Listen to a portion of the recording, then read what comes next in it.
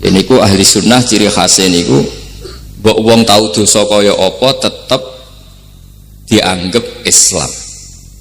Ada kelompok ekstrim khawarij sing darani wong nak dosa niku berarti wis napa kafir. Jadi itu efeknya luar biasa dari madhab-madhab itu. Lalu kenapa madhab Abul Hasan As-Sadili yang kita pilih? Karena kalau orang Islam kamu kafirkan niku mboten ketemu, cara akal niku mboten ketemu. Nggih cara berpikir kita masyhur Abul Hasan As-Sadili ngendikan wong iku nak kafir mulai cilik nganti 70 tahun. Kula baleni malih tiyang kafir cilik ngantos 70 tahun. Itu kan menjadi mukmin itu hanya dengan melafadzkan apa? Syahadat la ilaha illallah Muhammadur Rasulullah. Niku hadhil kalimah satu ini. Kalimah syahadah niku saged ngilangi kekafiran 70 tahun. Artinya kalimat ini adalah kalimatun dakhala fihal kafiru al-islam atau kalimatun sara bihal kafiru musliman. Ini ngaji rileks, ini tanamkan di hati. Ini adalah kalimat yang orang kafir saja menjadi muslim, hanya sekali dilafadzkan. Masa lalu dengan kalimat yang sama tiang muslim menjadi kafir.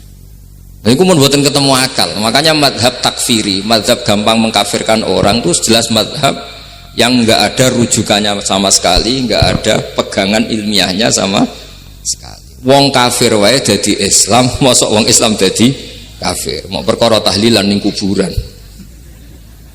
Gara-gara tahlilane nyekel patok dianggap napa? Kafir. Mergo dianggap njaluk napa? Jaluk bae, jaluk kufur. Mulane dawuh Said Muhammad masyhur itu diterjemah di seluruh bahasa di dunia. Wong-wong sing ngafirno iku mbok yo sekali-kali nginceng iku ngrungokno. Lho kula nu sampean tahlil iku yo ora seneng. Kadang sing tahlil iku yo rada kurang ajar. Kula niku ing ben nak mati, nak sing tahlil nang Jepun ora seneng. Mergo yo rada sombong lah wong tahlil iku yo kadang rada sombong. Misale ngaten, kula kiyaine jenengan. Dongane ngene, ya Allah, ini guru saya. In kana muhsinan fazid fi ihsani. Kalau dia baik, itu ya tambahlah kebaikannya. Mosok murid muni gurune baik itu kalau itu itu kan ngenyak uang. Ini soleh-soleh permanen dianggap nopo. Jadi dungane itu ngeper ingkana musinan fazid fisa. Wa ingkana musian fatajawas anhu. Misalnya kalau dia orang buruk, kalau beliau orang buruk yang kau maafkan. Maka orang-orang di luar sana yang mengatakan andekan tahlil itu baik pasti dilakukan sahabat, itu logika yang keliru. Sahabat gak mungkin kan nahlili Kanjeng Nabi ngendikan ingkana musinan sido kafir ngoten iki mboten. Lah wong Kanjeng Nabi kok apike di ngendikano ingkana ini kok kafir. Wong Nabi kok ingkana andai. Saiki pertanyaannya gini, kita sebagai kiai, sebagai guru ku murid nak tahlil ya rada kurang ajar sithik. Wong gurune kok diomongno ingkana musinan ambil ingkana musian. Nah pertanyaannya gini, lepas dari rodok kurang ajar lah dalam tahlil itu rodok kurang ajar karena nyebut guru ora kode kana musinan tapi ingkana musinan. Maksudnya kalau sampean sebagai murid kan mendapat kode kana musinan, guru saya benar-benar orang baik, bukan ingkana andekan orang baik. Tapi ada satu kepastian bahwa ini tidak minta sama mayit. Jadi tujuan kalau kita minta mayat itu salah sama sekali. Wong kita datang ke kuburan malah memintakan ampunan untuk mayit. Kok iso darani njaluk itu piye? Ya mergo mau didelok kok adoh ketoke ngatong ya berarti njaluk. Lah ya wong fatwa kok mau berdasar inceng-incengan kok adoh niku ora jelas ya fatwa ini. Paham gitu? Terus jenengan kudu yakin, yakin bahwa mazhab kita itu yang benar, bahwa tahlilan di kuburan tidak kafir karena tidak minta ke mayit, malah memintakan untuk mayit atau memintakan ampunan untuk mayit. Cuma redaksi sing rontok-rontok ngoten niku dikurangi lah. Nah kangge guru niku nggih dikurangi lah, dikurangi. Ya Allah, jenengan Maha Pengampun, kula suwun guru kula jenengan ampuni. Jadi ampun ngangge donga sing teng salat mayit. Nah, sholat mayit itu kan memang ada sanatnya, memang semua bentuknya seperti itu. Tapi nak ning kuburan, kalau betul nanti itu ngotong bangun ngoten, ya Allah ini guru saya, engkau anugerahkan beberapa ilmu, beberapa amal yang manfaat untuk orang banyak.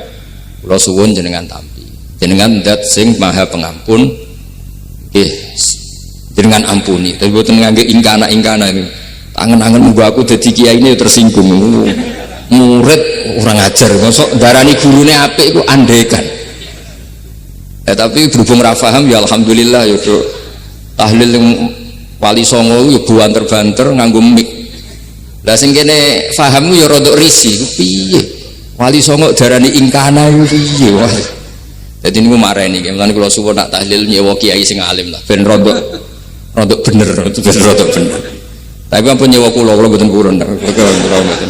Kalau nu gak ada pondok, jadi buatan saya masyhur susah diundang orang kecuali yang ada hubungan guru, hubungan sarang. Karena beliau lama sekali ngajar di MGS. Beliau Gus Maksum itu lama ngajar di MGS. Jadi saya itu hanya datang di orang-orang yang pernah khidmah di sarang, terus yang pernah keluarga sepuh. Saya datang ke Jakarta ke Pak Quraisy Shihab itu ya karena Pak Quraisy itu lama sekali bikin diskusi tafsir. Akhirnya saya termasuk pengajar di pondok beliau. Jadi faktornya ya hanya karena itu, bukan yang lain. Terus kalau suwun jenengan kedah yakin kalau faham takfiri yang memudahkan mengkafirkan orang lain itu faham yang salah, karena itu bahaya. Terus bahaya kedua secara fikih itu nanti repot. Kalau nanti di salah satu seminar itu sudah mau zuhur, ketemu satu narasumber yang gampang mengkafirkan orang, itu separuh masjid kebetulan mereka banyak bisa ngaji itu terus gak sholat duhur. Tanya sama mereka, lu kok gak sholat duhur sudah masuk waktu? Kan sholat hanya wajib untuk orang muslim, kita akan kafir. Ya karena dikafirkan tadi kan, kalau kita akan dikafirkan. Akhirnya gak kafir, sholat. Efek dari mazhab itu panjang. Kalau betul faham mereka itu betul, berarti yang sudah kafir, orang kafir itu wajib sholat enggak kan? Itu malah panjang kan, karena terus menjadikan orang Islam tidak sholat. Nanti ke masjid tidak boleh, orang kafir tidak boleh masuk masjid. Itu efek fikihnya panjang. Jadi kalau suwun mazhab Abil Hasan Asyadzili niku dipegang. Nah itu madhab beliau itu implementasinya di teng kitab Hikam nih. Karena Hikam itu putu murid yang paling bisa mengimplementasikan, menjelaskan cara pandang madhab Abul Hasan Asyadzili sing dados thariqah Syadziliyah. Terus ketiga, itu cara pandang itu detail itu jelimet. Mesti sampean ora kepikiran. Misalnya begini. Ketika ada orang salah jenengan marah, itu sebenarnya karena salahnya apa karena hal yang lain? Normalnya orang itu berpikir karena salahnya, itu keliru cara Abul Hasan Asyadzili. Pasti kamu marah itu karena ada hal lain. Misalnya kayak pembantu elek kriting mecahno gelas, mesti langsung gua ngamuk. Alasannya mecahno gelas. Tapi nak sing mecahno iku wong ayu, kowe iso ngamuk. Kowe iso ngamuk wong ayu. Mecahno gelas lah. Kok gelas lemari rasa gelas. Sama, kamu janjian sama orang, wongnya nyulayani janji, mesti mbok maki-maki. Katanya jam 10 kok udah datang gini-gini. Nah, tapi kalau yang terlambat itu wong sing ngutangi kowe iso ngamuk orang sing ngutangi kowe. Atau sing terlambat itu komandannya, atasan kamu. Atau kiainya. Artinya gini, ketika kamu marah atas nama terlambat, itu sebetulnya karena terlambat atau karena hal lain. Nah, maksiat juga gitu. Cara pikirannya Abul Hasan Asyadzili, ketika kowe roh misalnya cawe itu maco naik apa lah ninja atau apa, mesti kowe darani wah seluput suwuk. Tapi nak dikandani, niku putune jenengan. Mesti langsung ya Allah jenengan sepunten. Jadi sebenarnya kita kebencian sama orang lain itu karena kebetulan itu tidak keluarga kita. Coba kalau itu keluarga kita, pasti kita mikir ulang. Kowe gedeng wong ra salat, Mesti sebabnya dua, satu tidak sholat, dua kebetulan itu tidak anak kamu. Kalau itu anak kamu pasti istighfar berhari-hari untuk dimaafkan Allah, bukan maksudmu. Tapi kalau orang lain gue, pertanyaannya sebetulnya kamu benci itu karena tidak sholatnya apa karena plus dia tidak anak kamu? Nah itu pikirannya Abu Hasan apa? Gue ngamuk itu gelas pecah itu perkara itu pecah gelas apa plus yang pecah elek. Nah itu pecundang kita, itu cara pikiran Abu Hasan. Kita ini pecundang itu nggak fair, apa? Betul fair. Nah itu terus beliau diantaranya punya cerita Nabi Ibrahim itu pernah diangkat ke Allah di alam malakut. Di alam malakut kemudian ini ada di kitab Hikam juz 2 halaman 4 yang di bab ini yang saya baca. Ini cerita terakhir nih, bantu pun sampai tak ngaji suwi-suwi ora mesti paham aduk sediluk. Nak sediluk kan dia alasan kenapa ora paham, salah Gus Pak ngulangi sediluk. Nah nak suwi sampean ora paham malah ribet kan, diulang suwi ora paham goblok tenan berarti kan gitu. Nah ini untuk menjaga harkat dan martabat niku ngajine sediluk mawon dan takoki malaikat kenapa ora paham, salah Gus Pak ngajine sediluk. Jadi duwe napa alibi lah, gak ada napa pembelaan. Nabi Ibrahim itu diangkat di alam malakut karena beliau seorang nabi melihat orang maksiat, ditanya sama Allah, ya Allah itu orang-orang maksiat tuh makan dari rizkimu, menempati bumimu dan semua fasilitas engkau bikin. Lalu menurut kamu gimana Ibrahim? Ya bunuh saja, matikan saja. Sama Allah dituruti. Melihat lagi ada maksiat yang berbeda, selalu Nabi Ibrahim usul itu dimatikan. Jadi Ibrahim pernah jadi garis keras lagi, keras sekali. Lalu suatu saat Nabi Ibrahim itu disuruh nyembelih Ismail. Disuruh nyembelih apa? Ismail. Baru disuruh nyembelih Ismail, Nabi Ibrahim tanya, ini anak saya ya Allah, ini samratu fuadi, ini buah hati saya, kenapa engkau nyuruh menyembelih? Jarai ngetikane pangeran, apa kamu tidak ingat ketika tak angkat di alam malakut beberapa hambaku kamu usul supaya tak bunuh? Cara Jawa ini, cara Jepang ini raro rasanya jadi aku itu pangeran sing gawe aku enak wae usul-usul kon mateni jare. Saiki gentenan, saiki anak sembelih. Rumang sama udah di pangeran gak sayang mbek kaula. Kowe tak dadekno nabi ku kon dakwah ora kon mateni. Nabi Ibrahim nangis. Nah inilah perbandingan bagi kita. Sebenarnya saat kita benci maksiat itu sebetulnya di hati kita itu tidak hanya maksiat, kita ada dak fairnya, plus itu dak orang yang terkait dengan kita. Jadi misalnya mau wangkel, misalnya penyanyi sempiye mau wangkel, suatu saat penyanyi gue WA gue, masa gue gelem dadi bojomu, hilang mangkelmu. Jadi pecundang, kita ini sebenarnya pecundang. Nah, syukur-syukur memang makom kamu sudah tinggi, memang benar-benar benci karena maksiat, paribasane wayu gelembok rapi tetap mangkel. Tapi saya tidak yakin soleh-soleh seperti ini imannya sampai seperti itu, tidak yakin.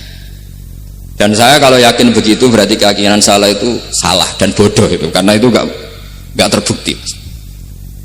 Makanya ini kitab baru kalian, kitab Hikam, karena ini acara ngaji Hikam kula waos sedikit mawon kula waos ini jawabannya Nabi Ibrahim ketika disuruh nyembelih Ismail tengah halaman 4 juz 2. Allahumma hadza waladi wa samratu fuadi wa ahabbun nasi ilayya fasami aqailan yaqul ama tazkurul lailah allati sa'alta fiha ihlaka abdi awama ta'lamu anni rahimun bi ibadi kama anta syaqiqun bi waladik. Jadi Ibrahim, anak kamu sembelih. Kata Ibrahim, ini enggak mungkin Gusti, ini buah hati saya, kenapa engkau minta ini tak sembelih? Apa kamu tidak ingat pernah mengusulkan saya menghabisi sekian hamba saya? Kalau kamu bisa sayang anak kamu, saya juga sayang hamba-hamba kue nak we. Mikir. Jadi makanya kalau suwon kita ini hidup harus insaf. Nak kira dia duit, iku yo mangkel tenan, loro tenan. Terus bojomu mbok kon sabar pas kue ra ngekeki duit, iku yo ora fair. Wis ben-ben ngamuk. Satu kelihatan cerdas. Memang kondisi nggak punya uang itu harus ditanggapi dengan marah, masa diapresiasi. Pinter mas gue saya sudah wong zuhud. Wah, ya ribet kan. Wes jos Mas sampean. Saya kira di duit sampean dadi wong zuhud, wong waro. Tapi ada mati bareng saiki. Jadi sebetulnya Allah bikin emosi itu andaikan boleh dibahasakan wis dipikir. Walau la daf'uhin nasa ba'dhum bi ba'd la fasadatil ardh. Jadi bumi ini sebaiknya itu diisi dengan sekian perbedaan. Tapi tidak konflik ya, perbedaan dengan konflik itu beda. Saya ulang lagi, bumi ini sebaiknya diisi dari sekian apa? Perbedaan, karena justru itu bagus. Saya itu berkali-kali bilang, andaikan tidak ada pikiran kedua, ini dunia ini sudah rusak. Harus ada pikiran kedua. Misalnya ono wong kok terlalu apik mbek kanca, mesti bojone sampet. Wong gak men ngopi mbek kancane ra tau ngapi mbek bojone. Tapi kalau ngopi mbek bojone terus, mesti kancane sing sampet. Wah, jok rabi lali kanca. Ribet. Manusa itu ribet. Kados kula dugi mriki ini hormat Gus Maksum. Nggih mungkin tok ganjaran. Tapi untuk dosa sidik-sidik ninggal pondok. Jadi ya sudah. Ya mau tidak mau karena memang hidup itu tidak banyak pilihan. Ada orang sering ibadah di masjid sholat itu ya bagus. Tapi dia pasti tidak baik dalam sistem sosial. Umpama wong soleh kabeh ning masjid itu donya akeh sing mati. Karena tidak ada tim SAR paling murah. Loh iya kan, wong kecelakaan itu penolong pertama itu orang yang di masjid apa sing tukang ning dalan-dalan. Artinya sing ning masjid iktikaf mesti ra duwe ganjaran nulung wong kecelakaan. Artinya ada kebaikan yang pasti nggak bisa dilakukan orang yang sedang di masjid. Andikan yang di jalan tuh orang-orang soleh itu wah dunia sebaldatun thayyibatu warabun ghafur. Loh ya betul, Nabi pernah ditanya sahabat, ya Rasulullah kita ini senengane ngegeng di jalan. Ya, kata Nabi ya sudah nggak apa-apa asal a'tut thariq haqqaha, ya kamu memberi haknya jalan. Apa itu? Amar ma'ruf nahi mungkar. Maksudnya nahi mungkar gini, misalnya di bus itu ada orang soleh mayoritas, itu sing nyopet ya wedi mergo mesti ditabuki wong akeh. Kalau yang di perapatan wong soleh kabeh sing beda itu ya isin. Mergo sing perapatan wong soleh kabeh. Lah masalah iki ra soleh kabeh, mari ribet kan gak soleh kabeh. Jadi sebetulnya Indonesia itu aman kalau yang di jalan itu soleh semua karena perempuan lewat gak diganggu. Ada copet gak berani, semuanya aman. Maka di Islam itu menyebut kebaikan itu jumlahnya banyak sekali. Tidak bisa kamu wah hebat-hebat wong sing nang masjid terus, tidak bisa seperti itu. Andai kan semua orang di masjid, nah ono kecelakaan pertama yang nolong siapa? Nah ono wong golek alamat tuh takok sapa kabeh ning jero masjid. Ribet kan? Nah, makanya ini Quran bikin aturan wala taq'udu bi kulli siratin tu'iduna wa tasudduna an sabilillah. Yang enggak boleh itu duduk di jalan sambil mengganggu atau mengancam hal-hal yang baik. Tapi kalau duduk di jalan justru membantu hal-hal yang baik, maka ini disyariatkan oleh Jadi ini kita harus mulai mikir ya. Jadi walhasil ngendikane kitab hikam, bayangkan yang maksiat itu anak kamu, istri kamu. Pilihan kamu itu memaafkan dan minta dimaafkan oleh Allah. Tapi ketika orang lain kamu minta supaya dilaknati Allah, ini tidak fair. Jika kita diajari guru-guru kalau minta ampun ighfirli wali walidayya wali jami'il muslimina wal muslimat, masih dikata wali jami'il muslimina al muslimat wal mu'minina wal mu'minat. Itu filosofi yang luar biasa, kata jami' semuanya ya Allah engkau maafkan. Bukan keluarga saya tok, siapapun yang berkontribusi terhadap Islam ini engkau maafkan. Begitu juga di muqaddimah khutbah kula suwun harus ditradisikan wala alihi wa sahbihi ajmain. Kata ajmain ini kata pembeda. Mungkin orang baca hanya rutin, tapi kita yang nekuni ilmu, ajmain ini kata kunci. Fa inna ahlas syiah akramu sahabiyan wa ahanu sahabiyan akhar. Jadi tradisi madhab syiah itu apa? Ada sahabat yang begitu dimulia-muliakan berlebihan kayak Sayyidina Ali, dan ada yang dihinakan kayak Abu Bakar dan Umar. Lalu pembedanya dengan ahli sunnah apa? Kita menghormati sahabat wa sahbihi ajmain. Jadi hadhil kalimah kalimatun fariqah. Ini kalimah pembeda. Jadi ajmain buatan kalimah rutin terus ono jimate ono kasiate ini buatan. Kita maklumatkan ke seluruh dunia bahwa mazhab ahli sunnah ditandai dengan wa ala alihi wa sahbihi ajmain.